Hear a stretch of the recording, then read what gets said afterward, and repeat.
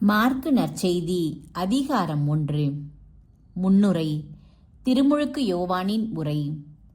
கடவுளின் மகனாகிய இயேசு கிறிஸ்துவை பற்றிய நற்செய்தியின் தொடக்கம். இதோ என் தூதனை உமக்கு முன் அனுப்புகிறேன்.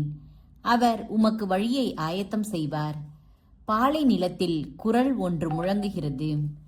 ஆண்டவருக்காக வழியை ஆயத்தமாக்குங்கள், அவருக்காக பாதையை செம்மையாக்குங்கள் என்று இறைவாக்கினர் எசேயாவின் நூலில் எழுதப்பட்டுள்ளது.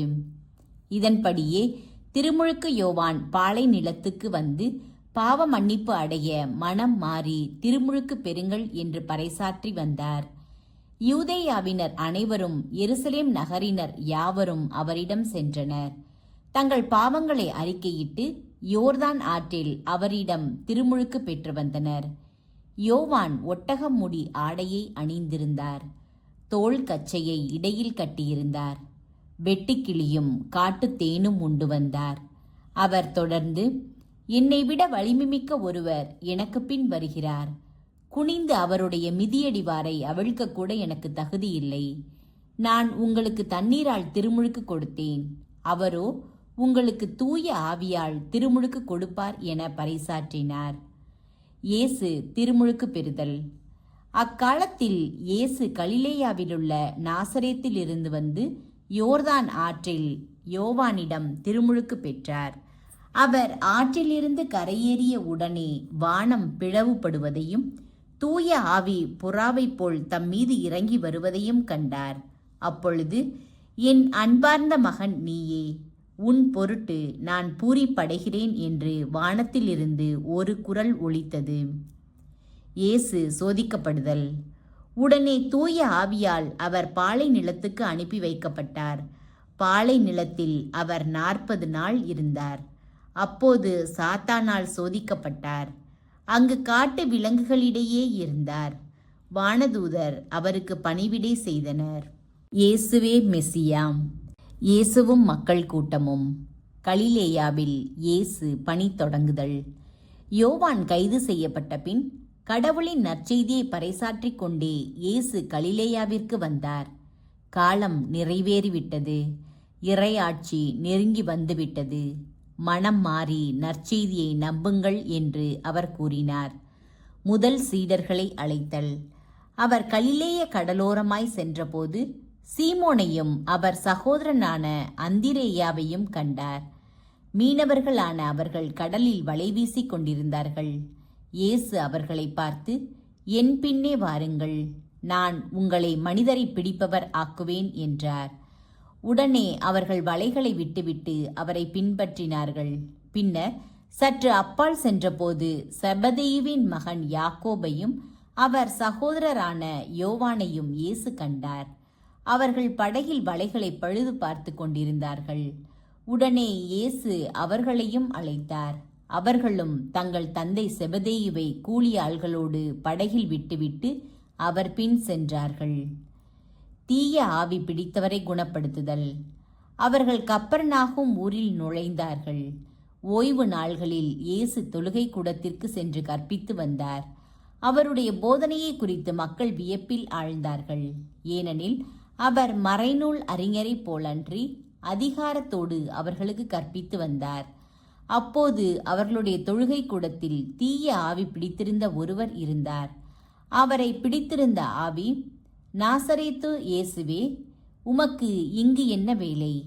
எங்களை ஒழித்துவிடவா வந்தீர்? நீர் யார் என எனக்கு தெரியும். நீர் கடவுளுக்கு அர்ப்பணமானவர் என்று கத்தியது. வாயை மூடு, இவரை விட்டு வெளியே போ என்று இயேசு அதனை அதட்டினார். அப்பொழுது அத்தீய ஆவி அம்மனிதருக்கு வலிப்பு உண்டாக்கி பெரும் கூச்சலிட்டு அவரை விட்டு வெளியேறிற்று. அவர்கள் அனைவரும் திகைப்புற்று, இது என்ன? இது அதிகாரம் கொண்ட புதிய போதனையாய் இருக்கிறதே. இவர் தீய ஆவிகளுக்கும் கட்டளையிடுகிறார், அவையும் இவருக்கு கீழ்ப்படுகின்றனவே என்று தங்களிடையே பேசிக்கொண்டனர். அவரை பற்றிய செய்தி உடனே கலிலேயாவின் சுற்றுப்புறமெங்கும் பரவியது. சீமோன் பேதுருவின் மாமியார் குணமடைதலும் இயேசு பலருக்கு குணமளித்தலும். பின்பு அவர்கள் தொழுகை கூடத்தை விட்டு வெளியே வந்து யாக்கோபு, யோவானுடன் சீமோன், அந்திரேயா ஆகியோரின் வீட்டிற்குள் சென்றார்கள். சீமோனுடைய மாமியார் காய்ச்சலால் கிடந்தார். உடனே அவர்கள் அதை பற்றி இயேசுவிடம் சொன்னார்கள். இயேசு அவர் அருகில் சென்று கையை பிடித்து அவரை தூக்கினார். காய்ச்சல் அவரை விட்டு நீங்கிற்று. அவர் அவர்களுக்கு பணிவிடை செய்தார். மாலை வேளையில் கதிரவன் மறையும் நேரத்தில் நோயாளர்கள், பேய் பிடித்தவர்கள் அனைவரையும் மக்கள் அவரிடம் கொண்டு வந்தார்கள். நகர் முழுவதும் வீட்டு வாயில் முன் கூடியிருந்தது. பல்வேறு பிணிகளால் வருந்திய பலரை அவர் குணப்படுத்தினார். பல பேய்களையும் ஓட்டினார். அந்த பேய்கள் அவரை அறிந்திருந்ததால் அவற்றை அவர் பேசவிடவில்லை. ஊர்கள்தோறும் நற்செய்தி முழக்கம்.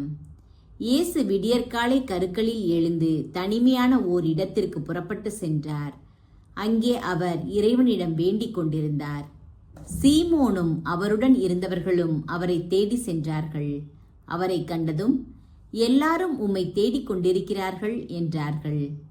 அதற்கு அவர், நாம் அடுத்த ஊர்களுக்கு போவோம், வாருங்கள். அங்கும் நான் நற்செய்தியை பறைசாற்ற வேண்டும், ஏனெனில் இதற்காகவே நான் வந்திருக்கிறேன் என்று சொன்னார். பின்பு அவர் கலிலேய நாடு முழுவதும் சென்று அவர்களுடைய தொழுகை கூடங்களில் நற்செய்தியை பறைசாற்றி பேய்களை ஓட்டி வந்தார். தொழுநோயாளர் நலமடைதல். ஒரு நாள் தொழுநோயாளர் ஒருவர் இயேசுவிடம் வந்து, நீர் விரும்பினால் எனது நோயை நீக்க உம்மால் முடியும் என்று முழந்தாள் படியிட்டு வேண்டினார். இயேசு அவர் மீது பரிவு கொண்டு தமது கையை நீட்டி அவரை தொட்டு அவரிடம், நான் விரும்புகிறேன், உமது நோய் நீங்குக என்றார். உடனே தொழுநோய் அவரை விட்டு நீங்க அவர் நலமடைந்தார். பிறகு அவரிடம், இதை யாருக்கும் சொல்ல வேண்டாம், கவனமாயிரும். ஆனால் நீர் போய் உம்மை குருவிடம் காட்டி நோய் நீங்கியதற்காக மோசே கட்டளையிட்டுள்ள காணிக்கையை செலுத்தும். நீர் நலமடைந்துள்ளீர் என்பதற்கு அது சான்றாகும் என்று மிக கண்டிப்பாக கூறி உடனடியாக அவரை அனுப்பிவிட்டார். ஆனால் அவர் புறப்பட்டு சென்று இந்த செய்தியை எங்கும் அறிவித்து பரப்பி வந்தார். அதனால் இயேசு எந்த நகருக்குள்ளும் வெளிப்படையாய் செல்ல முடியவில்லை. வெளியே தனிமையான இடங்களில் தங்கி வந்தார். எனினும் மக்கள் எல்லா இடங்களிலிருந்தும் அவரிடம் வந்து கொண்டிருந்தார்கள்.